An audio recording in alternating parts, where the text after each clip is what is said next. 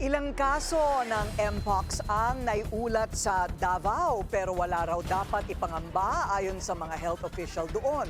Narito ang agenda report ni Pierre Pastor. Nagkaroon ng panic buying ng face mask sa ilang parte ng Davao matapos mapabalitang may bagong 4 na kaso ng Mpox sa Davao City. Nauna nang naiulat ang 2 kumpirmadong kaso ng Mpox noong nakaraang buwan. Sa ngayon ay stable at hindi kritikal ang lagay ng mga pasyente at patuloy na minomonitor ang kanilang kondisyon.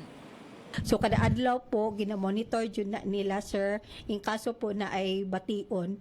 Fortunately naman po kay kada adlaw magdaga-monitor sa mga close contacts po wala joy mga simptomas pa na nagpakita.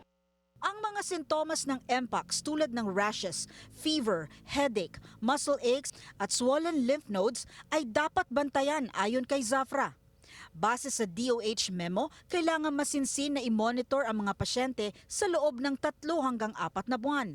Kapag daw wala nang makitang sintomas, maaari nang ideklara na maayos na ang pasyente. Pero nilinaw din ni Dr. Zafra na hindi primary prevention ang pagsusuot ng face mask dahil ang Mpox ay naililipat o naisasalin sa pamamagitan ng skin-to-skin or intimate contact.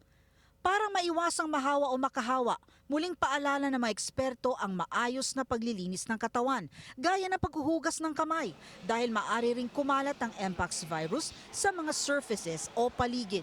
Para sa Agenda, Pierre Pastor, Billionario News Channel.